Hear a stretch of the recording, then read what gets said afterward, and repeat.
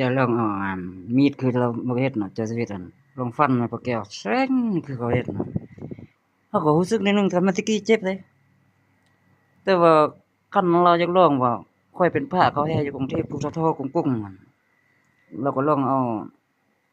มีดบ่เอามาหยังพับบ่แม่จะตัวจริงเราจะเจ็บบ่อันโอ้ถ้าพระเราทดลองเบิ่งคิงเราครับ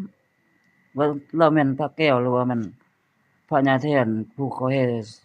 ช่วงสงกรานต์เฒ่าๆปุ้งๆก็เวลาเจ้ามีแนวขึ้นหลายเดี๋ยวนี้แฮงเขาไว้จ่อยลงกุงอันโอ้ถึกคันต่างประเทศใจกล้าคือทะแนวฮู้บ่แม่นำเขาจับอ้อยเด้เอาทหารไปบ่เป็นคนงานเก็บอาหารการกินก็จริงทานหมดอันว่ามันทานแท้ๆที่ไปส่งเฮออิหร่านอันนั้นมันใส่ลับเบิ่งอาวุธเบิ่งทัพเบิ่งค่ายเบิ่งจุดเบิ่งจำรายงานทั้งนั้นอันนั้นได้พวกคนงานรับจ้างอันมันพวกทหารเขาส่งไปโดยกงยามมีสงครามมันอุ้ยๆไปรับจ้างเฮ็ดหยังก็บ่แม่นทหารบ่แม่นเสียสละเลือดเนื้อเพื่อช่วยเจ้าส่งไปคนทั้งโลกสิบ่ฮู้ว่าซั่นแผ่นซ้อนแผ่นตื้นๆซื่อๆไปช่วยอิหร่านก็เจ้าไปเบิ่งศูนย์อาวุธเขาจะนั้นจะนี้เจ้ามีทางอิสราเอลเลยเด้มันโอ้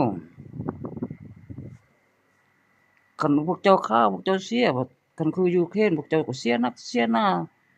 พะเสียหายไปสิทางรัสเซียเอ้าพวกเจ้าอยู่ภายอเมริกาเว้ยนั้นแต่พวกเจ้าบ่ได้เข้าดีๆแม่กลุ่ม NATO เขาส่งแม่อาวุธพวกเจ้าเฮ็ดสำเร็จสำนึงเขาบ่อยากส่งเขาบ่ส่งพวกเจ้าได้ไปเซ็นสัญญาเข้า NATO เถื่อนี่ยึดสงครามชนะแล้วเขาเฮ็ดแม่แล้วเขาขายเฮ็ดไปสำเร็จสำนึงจุเขาก็จะเอาเมียนไว้ประเทศเขาแท้ประเทศผู้ใดว่าเขาสิขายให้เขาเจ้าหมด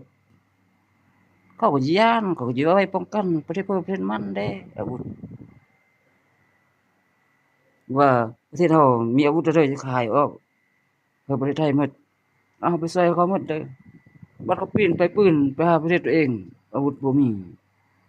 ฉะนั้นก็คิดจะได้คันแม้แต่ผู้น้อย